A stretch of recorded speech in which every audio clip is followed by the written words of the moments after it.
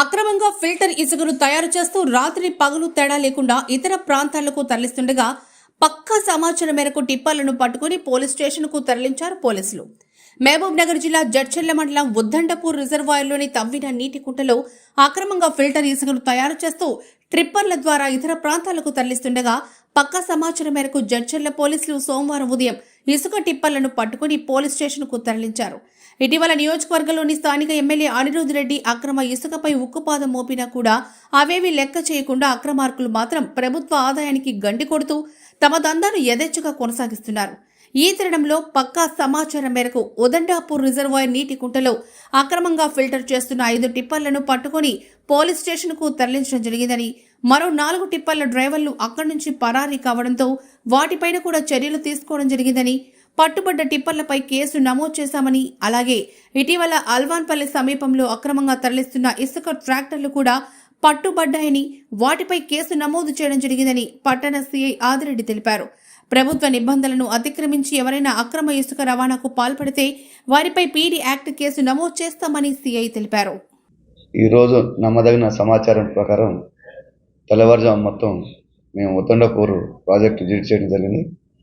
దాంట్లో ఫిల్టర్ ఇసుక తయారు చేసి దాన్ని ట్రాన్స్పోర్ట్ చేస్తున్న ఒక 5 వెహికల్స్ని ఇప్పటివరకు క్యాచ్ చేసి పోలీస్ స్టేషన్ తీసుకురావడం జరిగింది. ఇంకా 4 వెహికల్స్ డ్రైవర్స్ లేకున్నందువల్ల ఆ వెహికల్స్ అక్కడ ఉన్నాయి. అవి కూడా తీసుకొచ్చి ఈ 9 వెహికల్స్ మీద చట్టపరంగా చర్యలు తీసుకోవడం జరుగుతుంది. ముఖ్యంగా ఏంటంటే శాండ్ మీద గవర్నమెంట్కి క్లియర్గా ఒక ఇన్స్ట్రక్షన్ ఇచ్చింది. అక్రమదారులు దానివల్ల బెనిఫిట్ పొందకుండా ఉండటానికి గవర్నమెంట్ త్వరలో ఒక కొత్త పాలసీని తీసుకొచ్చి దానివల్ల గవర్నమెంట్కి లబ్ధి పొంది దాన్ని పబ్లిక్ సర్వీస్ చేసే విధంగా ఉపయోగించుకునే విధంగా చూస్తుంది.